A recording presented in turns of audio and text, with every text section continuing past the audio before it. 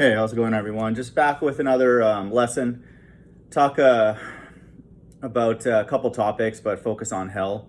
I've just been thinking about this based on last weekend's live stream.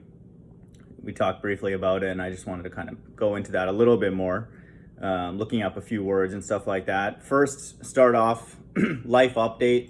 No longer working in corporate America as of Monday. I was actually standing out on the street with my flat earth sign. Didn't have all the other ones out, just stuck with the flat earth one today, and stood at the corner where there's a stoplight that is fairly long, so people have to kind of sit there for a while because it leads up to the highway. And I just stood there, just listened to music and stuff, but pointed it in the direction where people could see it. And then I guess I got 5 acknowledgements. One was a homosexual guy, and he just started yelling gravitational forces and stuff. And I just pointed at the building across the street. I'm like, you really think that building's moving? And then the guy in the passenger seat just started laughing. So that was one interaction. Then I had 2 other Indian guys come up, and I think they just came over because I was Indian, and then I just told them, this is what our reality is, and this is what the Bible teaches, and water can't bend and all that kind of stuff. They just, kind of acknowledged that they heard what I said, and they just kind of moved on and stuff. So it was good. And one woman was just sitting in her car. This one was actually sort of funny for me. Quote unquote African American women, who I believe are the biblical Jews. I was just like, this is what the Bible says that we live on. We're not spinning. And she just said, I believe you. And like, she didn't say it in like a rude way kind of thing, just to like get the conversation, in that case, one-way conversation over with. So I thought that was kind of interesting, whether she's heard of it before or not. I thought that response was, encouraging for me. Not that she believes me, but that it's not that outlandish, for somebody to sort of think about it and then know that, what we experience is exactly what, is in the Bible, and also, true. So, that's good. I actually sort of like that format, just for me personally, being a bit of a minimalist. Like, I just have to, bring one sign and just, stand there. I call it street standing. I don't want to call what I do street preaching, because I'm not. I'm just street standing. And, people can read the sign because they're bored, and then have a new thought, as they drive. I don't want to be in a position where I distract people from, driving, and focusing on the road. But I'm in a place where people are stopped for quite a long time because it's a controlled intersection. So, that was good. Probably do more of that. And then, I think the ones where I'm actually, full blown, have all the signs out, I'll probably record those, and then, hopefully people will come by and chat. But, we'll see. I've ordered some, rods and weights just to kind of keep the signs from moving around. So I'm looking forward to receiving that. I was thinking about getting like a light, and doing it in the evenings, but I've just realized with the amount of people that are drunk, at night and stuff, I don't think I want to do that. I just kind of vetoed that decision or thought. I'm going to keep it to like daylight, just for safety and stuff like that. I don't think there's any advantage to be out at night when people are drinking, and they probably won't remember a conversation that we had anyway. Most people will forget it even when they're sober. So I don't think that's a wise move for me personally, especially in a downtown environment and stuff like that. So that's the plan. I just want to do a quick comment, because I was watching ETT's End Times Teachers video, and for people like us, and I'm not saying this like we're special in any way, but there's not that many people that do this kind of stuff. So, I like to kind of keep in touch, and know like what people are teaching. And he made a statement in his video that, I should be thankful, for what the elders of GMS taught me. And he's directing people to like GMS and the elders of GMS. And I used to kind of do that when I was with people who are African American, so-called quote unquote African American, I thought that they would be more inclined to listen to, people who are of their same background, but I don't do that anymore. It would be evil for me to direct people to leadership, a group that I know now are evil. And so, I don't do that. It doesn't mean that I haven't learned anything from them. I definitely have learned from their everyday people on the street, because I'm sub to still a few of them. And actually, I think I don't know this for sure, but I believe one of the people at GMS Atlanta, which is the one I followed the most back in the day, was kicked out because he started teaching like flat earth. And I have 2 of his videos on my channel mirrored, where he's the one, teaching, and he's teaching like flat earth basics. So I have a feeling he got purged. They just made up a story. They had like a 4-hour live stream. They were all drunk and crying and just being retarded, saying that, ran a slander campaign on this guy and stuff. So the few people that I suspect that I've learned from are flat earthers, and even ETT admits that 5 to 10% of GMS ball earthers are flat earthers in the closet, which to me is incredibly evil, that they would, just for the sake of having like a little hangout, on the weekends, just so they can yell at nobody, sometimes curse at women and stuff, like they would sacrifice the truth for that. To me, that's insane.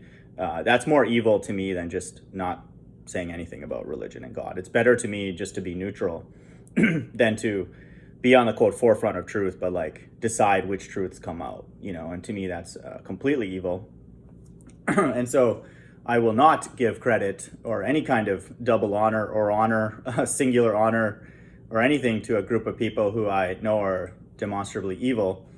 And I have to put him in the same boat, so the group is getting smaller and smaller by the day. And I don't say this in any arrogant way, but I would just say in these days, there's no reason to compromise, because a lot of the truths that are out there are just obvious. And so, I'm not going to, have any kind of allegiance towards a group that I know have pretty big holes in their own doctrine, and they admit that they're that they're wrong. And so I wrote him a list of the reasons why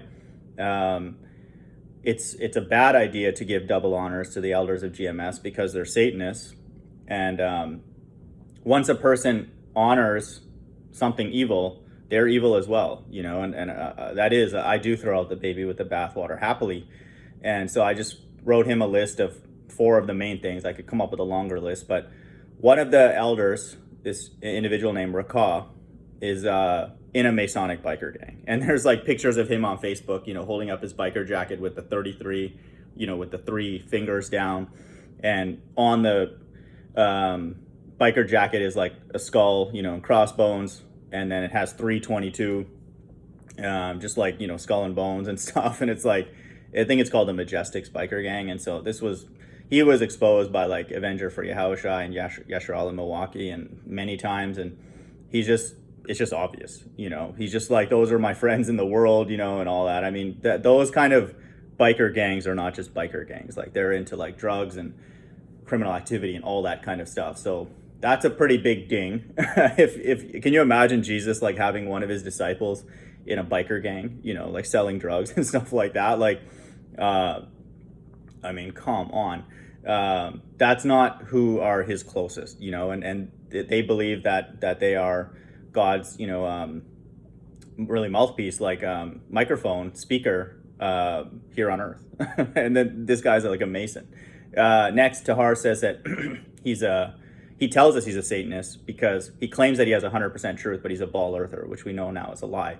Tahar approves of having sex with prostitutes, and he even said himself on a video, because he's just clueless, that the ties that come to him don't go for the Most High, to the Most High. And he said that obviously in an arrogant way. Everything that is around circulating is God's. So for somebody who's quote spiritual to make that statement is completely evil. And then ETT even admitted that 5 to 10% of GMS members know that the earth is flat. So this to me is probably the most evil, actually, of the group. These are the most, I would say these are the people on the higher levels of GMS, like Tahar and them. I think they know that the earth is flat because they subscribe to Russian vids and stuff. So they know that we're not spinning and we're on a flat earth. but they willfully hold that truth back. And so Jesus says that anybody who, holds anybody back from him, having faith in him, it's better for them to have a millstone tied around their neck and tossed into the sea. And the irony, like I said before, the group's name is called Great Millstone. So I want to clarify, and I don't want to, toot Russian's horn too much, but I've learned the most important truth on this earth from another human, from him.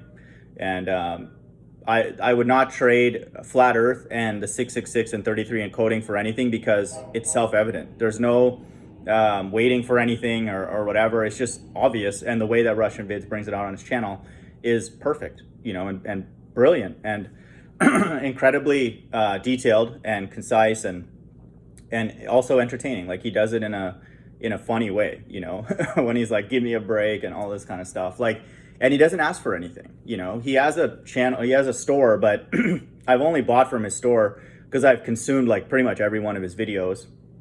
But he doesn't like push super chats and on his live streams, oh, thank you for the super chat and all that. He doesn't do that, and he's remained anonymous, probably because he still needs to have a career, and all that. So it's not purely charity because, he's able to remain anonymous, unlike other people. But it's very clear that he's not in it for the money, because he's been doing this for long enough that he could very easily make it for the money. And he used to have like hundreds of thousands, potentially even 1 million subs before his channel was taken down. So I want to remind people, and especially ETT, that I haven't learned anything from the elders of GMS that's unique at this point, and so Mystery Babylon, that's mainstream news. RFID chip is mainstream news. I've learned from them that I'm an Elamite and like not an Israelite, and just a scoffer and a heathen, and I'll be a slave. And then one of them went on my other YouTube channel and is like, look at this terrorist. And so like, I'm a terrorist according to them as well. So this is what I've learned from them. So I just want to quickly address that that is the case. And anybody that's down with like ball earthers and people who are ball earthers with a Bible in their hand, to me, they're just dismissed. I don't care about them, but in any way, I'm not going to do anything. But that's Satan. So people, if they want to go down that road, that's fine. I have no issues with that. But I'm not going to applaud partial truths, because then I'd have to applaud everything. Everybody has partial truths. The Rothschilds have partial truths. Louis Farrakhan has partial truths. Atheists have partial truths. Everybody has. The Apostle Paul even said in the Bible he has partial truths. Everybody has. Even Jesus has partial truths, because he doesn't know the timing of the end times. So where do we draw the line? It's like I draw the line at Jesus Christ. That's just what it is. And I know that people might have gotten offended with the way that I handled the plain truth when he came on my live stream, but there's no middle ground for me anymore. There just isn't. I don't care about a lot of things, and I just want that to be clear. And then for other people who think similarly, with that level of scrutiny, my channel is a home for you. But I don't expect it to be very many people. And so I also, leaving corporate America as of Monday, and then so I filed for unemployment. So if it comes, it comes. If it doesn't, I just have to watch my spending a little bit more for the next 6 to 8 months. But if it does come, it'll be nicer. I can just be a little bit more relaxed in my spending. But the company was great. There's nothing wrong with them or anything. It was just boredom. And I was thinking after that day when I got that email when I was out on the street that, there's a downsizing and all that, I just felt a huge relief, and the first thing actually that came to mind is I remember watching an interview or reading an article about Kanye saying that Kim made him take 30 showers after he dated Amber Rose, because she's like an ex-stripper and just what the world would call a whore. And that's what I feel like now. It's I just feel like I need to take 30 showers being in corporate America since technically since 2004, because grad school is a corporation. So for 15 years, I just feel like I needed to take 30 showers, and I just feel clean, if I sin now, it's because it's a choice that I've made for the most part, except for dating, which is a little bit difficult, and I have to kind of figure that out, because I feel like you have to lie, to operate, if you're a single guy out there, and into like the truth. But aside from that, now if I sin, it's because I want to. It's not because a corporation made me, or the government, or anything like that. And so that's what's freeing about that email that I received on Monday, that I've, quote, divorced from corporate America. And so it's an exciting time. I have to now sort of lean on God more, which it's a good thing to do. So I want to quickly talk about hell. Just a quick point on Islam, or I just want to quickly talk. Actually, I'll do that in a separate video. I'll just talk about hell in this one. So Jesus' crucifixion, according to Muslims, just reading from Wikipedia, and I know this to be true from talking to Muslims, the issue of the crucifixion, death, and resurrection of Jesus, they call him Isa, is rejected by most Muslims, but similar to Christians, they believe that Jesus ascended to heaven and will, according to the Hadith, return before the end of the times. All Muslims believe Jesus was not crucified, but was raised bodily to heaven by God. So he did not experience pain. It wasn't a sacrifice. He didn't die for the world and all that kind of stuff. And to me, this is more fundamental of an agenda to first, like, make Jesus's life not like that he didn't even exist, and then second, like, just treat him into like kind of like an inspirational story or whatever. And then even more sinister here is saying that he was brought to be crucified, but like God took him away because he didn't want him to experience the pain, the crucifixion. But we as Christians, the few of us that remain, we believe that he did die and he did feel the pain, or else it would not have been a sacrifice. And so he was pinned to a cross in an absolutely brutal and grisly way. And to me, that is the most evil act that God, the Most High, could ever architect. I don't know, and I can't think of one, and I'm glad that I can, and I hope that there isn't one that could be worse than that. And so that to me is proof that this is hell. But just to go into this a little bit deeper,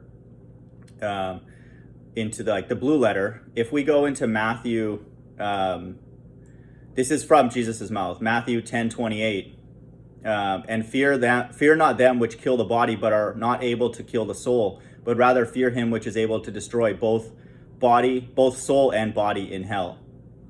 And so if we look at that in the blue letter, the term that's used for hell in this case is Gehenna. Strong's G 1067, Gehenna. So that's the term that's used by Jesus to describe where the Most High could destroy both body and soul in hell. And so Revelation 20, where hell is referenced again in the New Testament, is Revelation 20, 14. And death and hell were cast into the lake of fire. This is the second death. Hell here is Hades. Strong's G 86, Hades. So in this, I actually... Lexicon, Hades. Hades, however you pronounce it. I've heard it say Hades, but... so Gehenna and Hades, I was actually thinking that these would be the same word, but it turns out there's a few different words that are used to describe hell. But it makes actually my point even stronger, because in Revelation 20:14, it's referring to the lake of fire, and this is the second death. And so this is what the Bible prophesies is happening here on earth. And so just if you have a lake and if you have fire, and if you believe that it's literal, which there's a lot of reasons to believe that this is a literal fire, through nuclear war, that death and hell were cast into that. And so that's telling us that there will no longer be death after that point. So there will be eternal life, and then there will be no more hell. And so in that case, the hell that's being destroyed, like I said, is what was the term for that? Hades. And so that's Hades is being destroyed in that verse. And so here in Matthew 10:28 is like I read earlier, is Gehenna.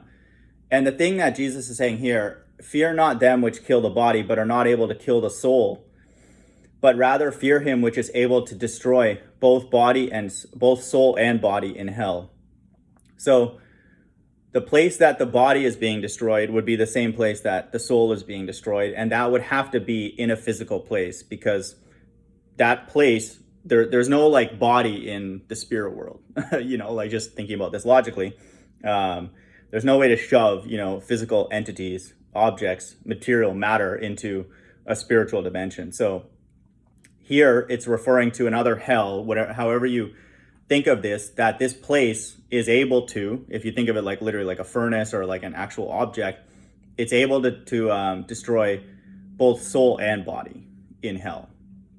And so this place would have to be able to destroy physical things. And so to me, what happens, this is for people that can accept this, is that the evil spirits that are out there, it's still God's energy, but it's just from his left-hand side. It's from his destructive side. And the Bible even says the wicked are estranged from the womb. So evil spirits are already in human bodies from the beginning. And so God is the author of the left and the right-hand side. And so this to me is very, very obvious now, but it may take some people some time to think about this, that God is controlling both sides, and it would have to be in order for him to control the narrative. So those evil spirits basically in the kingdom of heaven are just done away with. God doesn't need the Rumpuses and the Georges and all these, antagonists, Wolfie 6020, Red's Rhetoric, all these people, Godless Engineer. He doesn't need those people anymore, So he just, in my opinion, he just takes that energy and then just it's removed. He just takes it back to himself, and he just leaves the ones, quote, out there that are pleasing to him, because God cannot have anything in his presence perpetually that doesn't please him, And so that to me is one of the main reasons why we're here in this body, is to be conditioned into a way that is slightly pleasing to God. And then Jesus Christ, as we go through him to get to the Father, he sort of cosigns, for us. And so then we offer him some fruit, and then he makes that fruit remain, and then we're able to approach God, because of this. And so those other left-hand side spirits, they're just go away. They're just destroyed. They're just brought back to God, and they're no longer needed. And so to me, this is also reaffirmed in 2 Thessalonians. This is 2 Thessalonians 1. I'll start at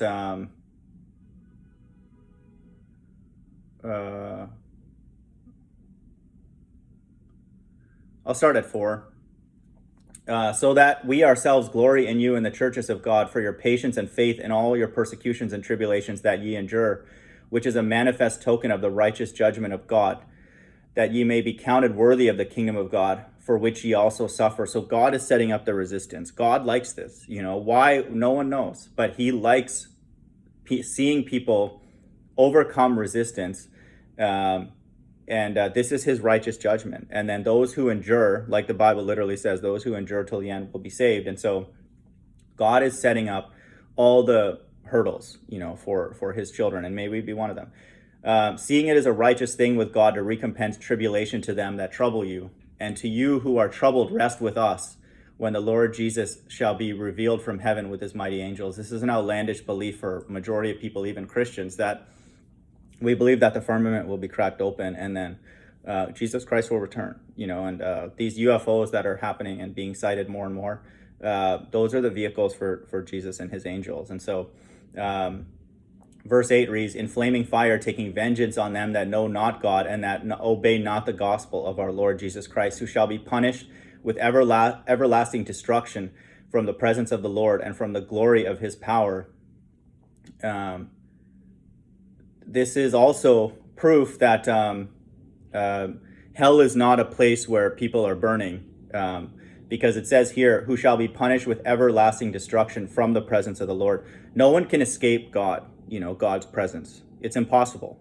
So they're not going to go to a place where they can avoid the presence of God. God is everywhere. God knows what's going on, everywhere, because he created all this. And so the only way that this can actually be possible is if God literally just takes those energies back, to himself, And that is, they're just destroyed forever. It's an everlasting destruction. They are not out there anymore. If something is destroyed here, like a building is destroyed, when you see its ashes, it's not a building anymore, and so it's removed, it's folded down to just rubble.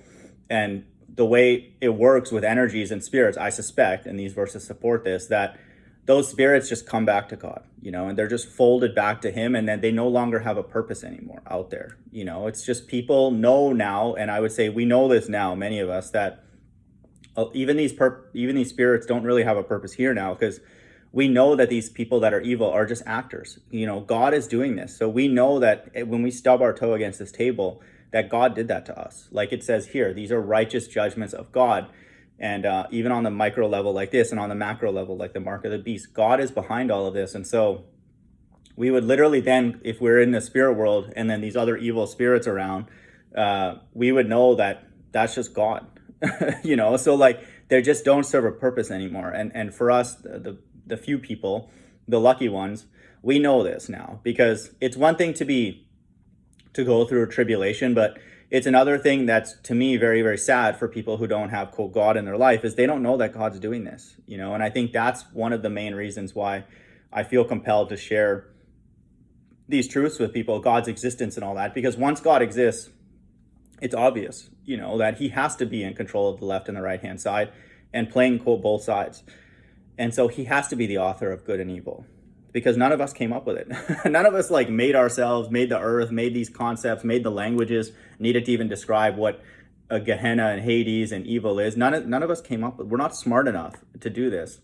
And so God, this is where the thing that I worry about with people who believe that hell is someplace, another dimension, which, fair enough. There are, I agree, some reasons to believe that from the Bible, and it just, why not, that there is. But the fear is that these verses that are pulling hell back towards earth, in the very least, will help us understand the Bible and what God hates. Because if we think that God hates something out there, and that's the way he's expressing his hatred, what about what's going on here? It will potentially dilute the goings on of the earth right now, and it's completely evil. Because, like I said, that the most heinous act ever, it was committed here. And so this is the scene of the crime. And so anything that's going on in hell, like all these atheists or whatever being punished or whatever, that's not as bad as what took place here, in the Middle East thousands of years ago. That is hell. What's happening over there would be just another judgment. And so God would not describe that in any way except as just one of his judgments. Let's just say he did have other things going on, and then he put a spirit there, just torment or whatever. How would he torment a spirit? With fire, which is a physical thing. These are just ways for us to understand God's judgments, and what he likes and doesn't like. But it's the same thing here. And I made the same mistake in my life in Bible interpretation with Book of Revelation. I remember years ago, I watched a movie called The Running Man. And it was an Arnold Schwarzenegger movie, I believe. And it's the world went to this dystopian state where you had to, quote, work, and hustle just to stay alive. And I was like, man, and also there's some prophetic things in that.